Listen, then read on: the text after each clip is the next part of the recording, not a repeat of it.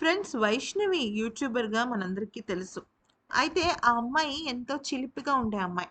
నవ్వుతూ, నవ్విస్తూ, ప్రాంకులు చేస్తూ, వాళ్ళ అమ్మ, నాన్నగారిని అలాగా చేస్తూ అంటే మొత్తం అంతా కూడా ఫన్‌గా ఉండే మనిషి. అలాంటి మనిషికి ఊహించని ఎదురు దెబ్బ తగలడం అంటే అసలది ఎదురు దెబ్బ కాదు. డైరెక్ట్‌గా చంపేయడమే. నిజానికి వైష్ణవికి పెంపుడు జంతువులంటే చాలా ఇష్టం. వాళ్ళ ఇంట్లో కుక్క పిల్లలు గానీ, పిల్లి పిల్లలు గానీ చాలా ఎక్కువగా ఉంటూ ఉంటాయన్నమాట. అంతే కాకుండా తను రోడ్డు మీద కూర్చున్నప్పుడు వాళ్ళ చుట్టుపక్కలున్న కుక్క పిల్లలుంటాయి కదా! వీధి కుక్కలవి ఉంటాయి కదా! వాటికి కూడా భోజనం పెడుతుంటుంది. రోజు టంచనగా అవి ఎన్నింటికి తింటే అన్నింటికి భోజనం పెడుతుందనమాట. అయితే ఒకవేళ గనక ఆమె ఆ టైంకి ఇంట్లో లేదనుకోండి, తనేం చేస్తుందంటే ఎవరికైనా ఆ బాధ్యత అప్పజెప్తుంది.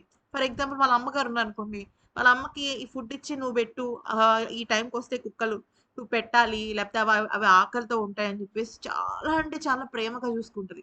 అయితే విశేషం ఏంటి అంటే ఇది విశేషం అనాలా? ఏమనాలి? నిజంగా మనుషులకి లేని ఎంతో విశ్వాసం మన పెంపుడు జంతువులకు ఉంటుంది. మూగజీవులకు ఉంటుందంటారు చూసారా?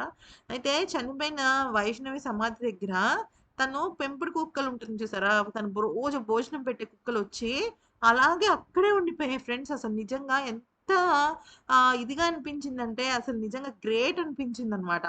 ఎందుకనంటే ఎంతలాగా మూగజీవులు ఆ మనిషిని గుర్తుపట్టి వాళ్ళ ఉప్పు తిన్న విశ్వాసం ఉంటుందంటారు చూసారా? అలానే ప్రవర్తించి ఏమి చేయకుండా అలాగే ఏడుస్తూ అటు ఇటు తిరుగుతూ ఏదో ఎక్కడైనా ఏదైనా శబ్దం వస్తే తనొస్తోందేమో అన్నట్టుగా భావించి నిజంగా ఇది చూసిన వాళ్ళందరూ కూడా అసలు ఈ కుక్కకున్నంత విశ్వాసం కూడా ఈమె కట్టుకున్న భర్తకి లేదు. వీడికసలు మానవత్వం కాదు.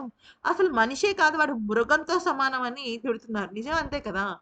19 ఏళ్ల వయసున్న అమ్మాయిని అంత కర్కోశకంగా చంపాడంటే వాడు మృగం కన్నా నీచుడనే చెప్పుకోవాలి. ఈ వీడియో నచ్చితే లైక్, షేర్ అండ్ సబ్స్క్రైబ్.